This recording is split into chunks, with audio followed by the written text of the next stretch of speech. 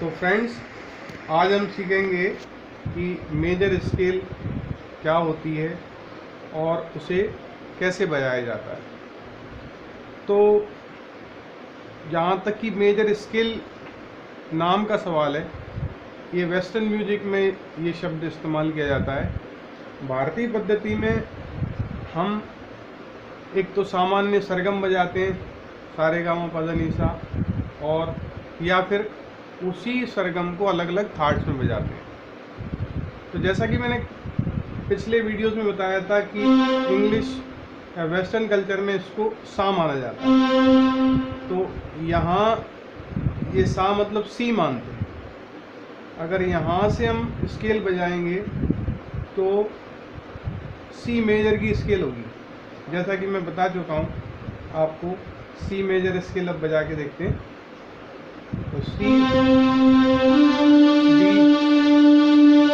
E, F, G, A, B, सी।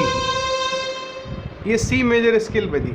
आपने ध्यान दिया होगा, ये वैसी ही है जैसे हमने सारे गामा सीखा था। सारे गामा में यही क्या था, अगर इसको सा मान के बोलेंगे तो सा, रे, गा, मा, पा, धा, नी, सा। तो ये सारे गामा बेसिक जैसे हम बजाते हैं, जो कि बिलावल थाट से माना जाता है।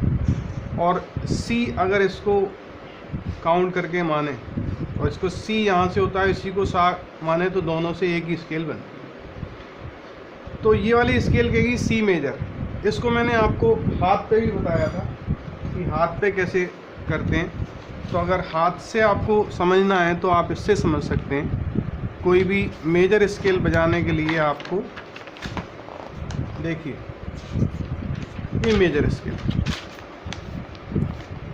आप हाथ से समझ सकते हैं।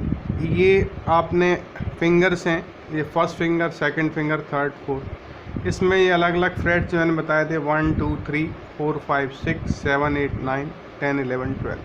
1 2 3 4 5 6 7 8 9 10 11 12। इसमें आप अगर सा इसको मानते हैं तो रे के लिए आपको एक नोट को छोड़ना पड़ेगा। तो सा के बाद एक नोट छोड़ के रे, फिर रे के बाद ये एक नोट छोड़ के ये गा। गा और म में आपको नोट छोड़ना नहीं है। म और प के बीच में ये 7 नोट छोड़ना है। प और धा के बीच में ये छोड़ना है, धा यहाँ बच जाएगा। नी और सा ये लगातार आएंगे। तो फिंगर्स में भी हमने देखा था। या फिर आप अगर स्केल में सीधे अगर लें तो आप इसको ऐसे भी समझ सकते हैं। जैसे ये, इसको अगर सा माने तो सा, रे, ये वाला नोट छोड़ दिया। रे और ग के बीच में ये 4 छोड़ दिया। और ग म लगातार है। म प के लिए 7 छोड़ दिया। प ध के लिए ये छोड़ दिया। ध नी के लिए 11 छोड़ दिया। नी सा लगातार है। तो इससे आपको पता चल रहा है कि अगर इसको हम सा माने तो सा, रे, गा, मा, प, ध, नी, सा यहाँ बच जाता है। और वेस्टर्न कल्चर में इसी नोट को सी माना गया है, तो हम इसको सी, D, E, F, G, A, B, सी भी कर सकते हैं। तो सा अगर इसको मानते हैं तो वही सी मेजर स्केल जो रहती है वही बिलावल थाट रहता है, अगर इसको माने। इसमें एक और बात मेरे को बतानी है, आप इसको दूसरे तरीके से ऐसे भी याद कर सकते हैं कि सरगम बजाने के लिए आपको ये नंबर याद रखेंगे तो भी बजा सकते हैं। इसे फर्स्ट 1 3 5, पहले तीनों ऑड नंबर। तो अगर यहाँ से यहाँ तक पूरे आप बटन्स जो हैं इसको काउंट करें तो 12 होंगे। 1 2 3 4 5 6 7 8 9 10 11 12। तो 12 तक आपका नी तक पहुँच जाता है, 13 पे फिर सा आ जाता है। तो यहाँ पे 1 3 5 सारे का हो जाएगा। बाकी इवन नंबर रहेंगे 6 8 10 12। तो म प ध नी, फिर नी सा ये कंटिन्यूस 12 और 13 कंटिन्यूस। तो वही हम यहाँ पर भी कर सकते हैं। ये इसको जैसे 1 2 3 4 5 6 7 8 9 10 11 12 और ये 13। तो सा, रे, गा आपका लगातार बजेगा। एक एक नोट छोड़ के। अगर आप हाथ में देखना चाहें तो हाथ में भी मैंने ये लिख रखा है, ये देखें। फर्स्ट पे सा या सी, सेकंड को छोड़ना है तो थर्ड पे रे बजेगा, फोर्थ को छोड़ना है तो फिफ्थ पे गा बजेगा, गा म लगातार हैं। फिर सेवन्थ को छोड़ना है 8 पे ब बजेगा, 9th को छोड़ना है 10 पे ध बजेगा, और 11th को छोड़ना है 12 पे नी, फिर सा अगेन इसमें। तो 1 3 5 6 8 10 12 ये भी याद रख सकते हैं मेजर स्केल के लिए। जब भी कोई आपको मेजर स्केल बजाना है तो पहले आप स्विच को काउंट कर लीजिए।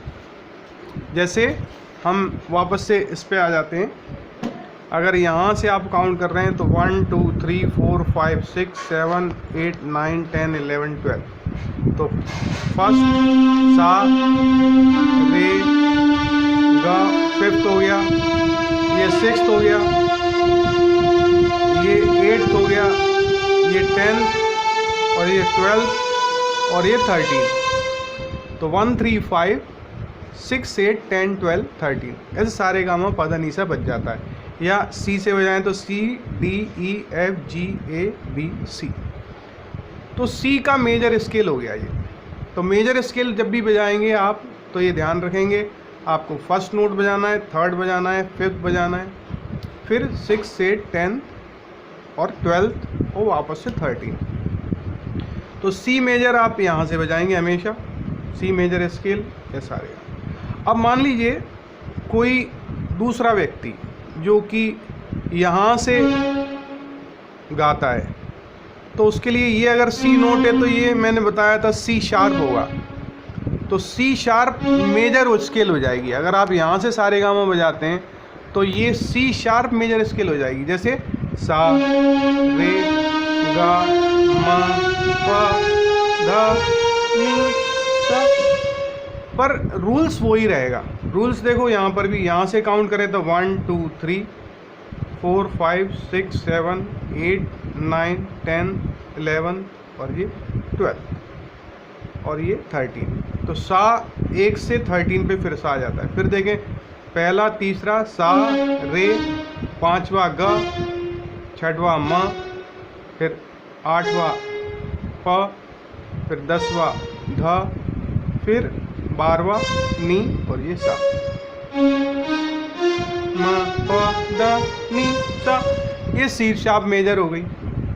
अगर कोई यहाँ से गाता है तो डी शार्प मेजर हो जाएगी। उसके लिए भी सा रे गा मा प ध नी सा, यहाँ पर भी हो जाएगी। पहला तीसरा पांचवा छठवा आठवां 10वां 12वां और 13वां।